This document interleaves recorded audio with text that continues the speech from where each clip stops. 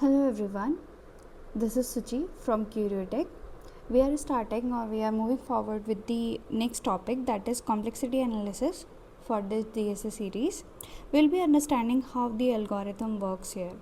Alright, so whenever we write an algorithm, it is not enough to say that the algorithm works, isn't it? So we also want to know how efficient it is. By the term efficient, what we mean is how efficiently it is using the resources that it has been provided. For example, suppose I give you two algorithms and both solve the same problem. Which one should we choose? Obviously, we would prefer the algorithm that takes the less time and uses less memory. So what are the when we are talking about the complexity analysis, we are talking about time and we are talking about the space or the memory, and that's exactly what complexity analysis helps us understand. So what is complexity analysis? Complexity tells us how efficiently an algorithm uses its resources. Alright, so there are mainly two resources we are interested in. First is time complexity and the second is space complexity. When we are talking about the time complexity, the time complexity does not necessarily mean the exact number of seconds, right? It tells us how the amount of work performed by the algorithm grows when the input size increases. And when we are talking about memory, it is talking about the second resource is memory. This tells us how much memory our algorithm requires as the input becomes the larger So first is time and second is memory. So you might be thinking, why don't we simply execute the both algorithms and see which one takes less time? The problem is that actually execution time depends on many things. Execution depends on many things of the many factors that are involved here. Processor speed is involved, RAM is involved, programming languages are involved, compiler is involved, operating system is involved, implementation is involved. So suppose there is computer A, it takes 5 seconds for the same algorithm, right? And there is computer B, it takes 6 seconds for the same algorithm, and there is computer C, it takes 2 seconds for the same algorithm. So algorithm itself hasn't changed, but these factors have changed according to the system.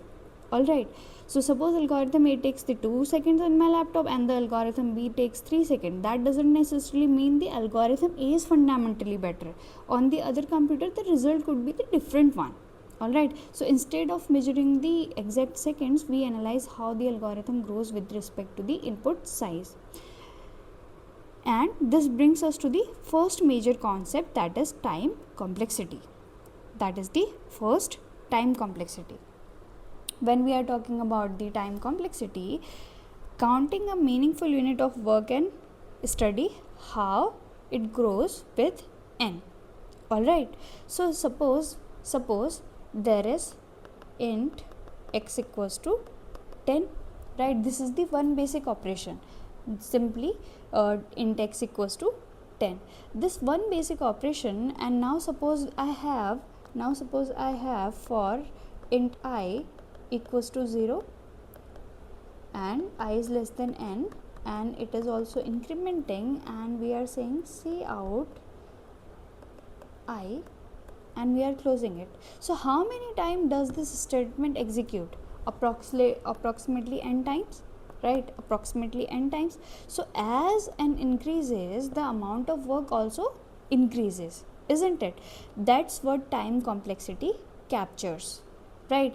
What does this time mean?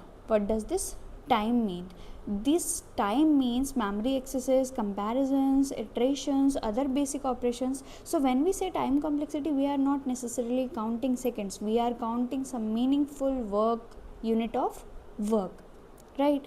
For example, in the searching algorithm, we might count number of comparison, right? If I am searching for an element, I would be counting the number of comparisons.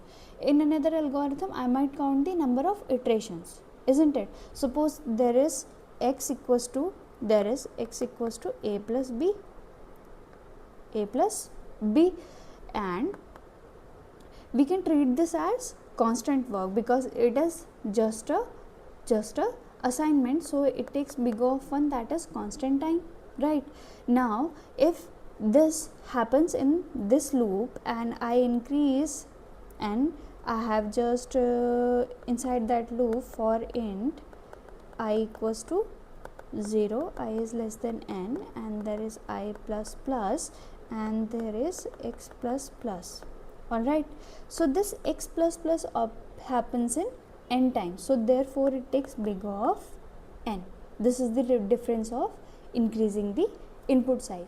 So the main question is in the time complexity is, as the input size n increases, how does the amount of work performed by an algorithm increases, right? So there are a few common growth rates that we frequently encounter, that is big O of 1. This is the constant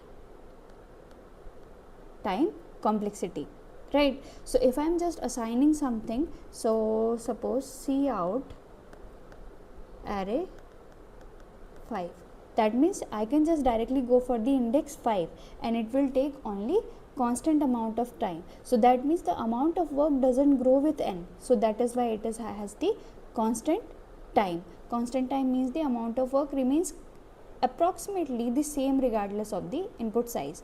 Next is logarithmic, that is big O of log n, that means the complexity is going from n to n by 2, then n by 4 and n by 8 and so on, n upon 2 to the power k. Let's see them one by one, right? Complexity, constant complexity we have already discussed.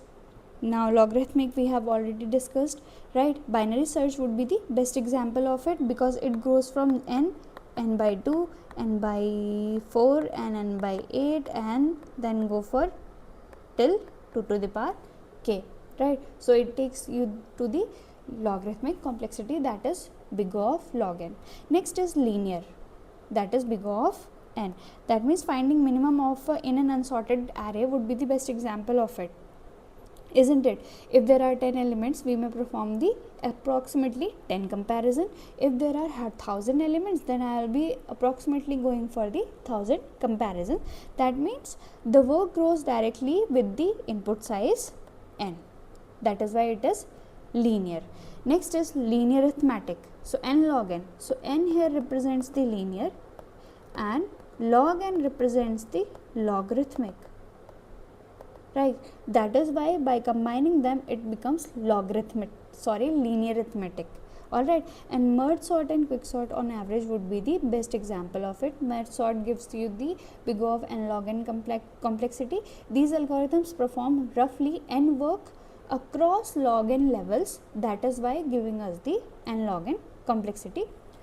Quadratic, next complexity would be quadratic, and the best example would be bubble sort. That means the outer loop runs n times and the inner loop runs n times, and by combining them it becomes the n square complexity. Next is exponential, and big O of 2 to the power n would be the subset style brute force problem. Exponential complexity becomes impractical very quickly as the n increases, because it is in the power of the 2. So that is why as the n increases, it becomes impractical to calculate the complexity of it. It becomes very impractical as the n increases. All right. Now, how to calculate the time complexities? First one is identifying the basic operations like assignment x equals to 10 or index equals to a plus b, something like that, which takes the constant time only, and we represent them as the big O of 1. Handle sequential elements at their cost constant times are simplified to big O of 1. Next is analyzing loops. Suppose there is only one loop and it is going till n values, so that means it is taking the big O of n. And if we are analyzing for the nested loop, that means the outer loop is going for n times and the inner loop is going for n times. If there is any another loop that is will also be going for the n times, that means either it is n square or n cube upon depending upon the number of loops present there. Next is repeatedly dividing n by constant gives you the big O of log n. That means we are going for the logarithmic complexity and it will be going for n to n by 2 and n by 4 and n by 8 and so on, right? Next, let's go for the examples into it. First one is of single loop example. That means it is going from 0 to nth value and it will be surely taking the time big O of n. Next is nested loop. That means it is going, outer loop is going n time and inner loop is going n time. So n into n equals to n of square, right? Next it is about big O of log n. So this complexity is going in the pattern of n upon n by 2, n by 4 and n by 8 and so on. It will be going from till n upon 2 to the power k and it will be equated to 1, right? So after taking log, we will be reaching to the conclusion of having a big O of log n complexity. Next is space complexity. Now space complexity is the mixture of input space, that is the permanent space, and the variable space, that is the auxiliary space. Input space, the memory required to store the input itself. That means, for example, the array containing the n elements, that is the input space. Auxiliary space, extra memory used while the algorithm run, that is temporary arrays, variables, recursion and stack. So merge sort would be the best example of auxiliary space, because while we work in the merge sort, we take the extra space into the account for the working of it. So space complexity is basically input space plus the auxiliary space that the algorithm take, or the memory required to store the input. All right. Time versus space complexity. How would you define it? Time, how many operations are performed as the n grows, and if I am talking about space, that means how much memory it is required as the n grows. So focus would be on the execution work, and here focus would be on the resource or storage requirements, right? Typical notation of the time complexity is Tn and typical notation of the space complexity is Sn, right? Next part, example of time complexity would be scanning an array once, that is big O of n. An example of storing n extra elements would be big O of n.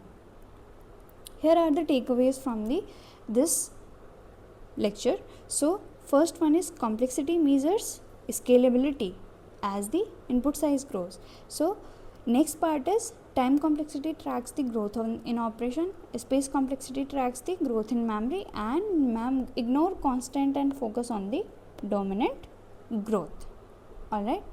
So if you have stayed till the end, please do like and subscribe to my channel, and also give your inputs if you liked my video, and if there are any other topics that you want to go for, please do let me know. Thank you so much.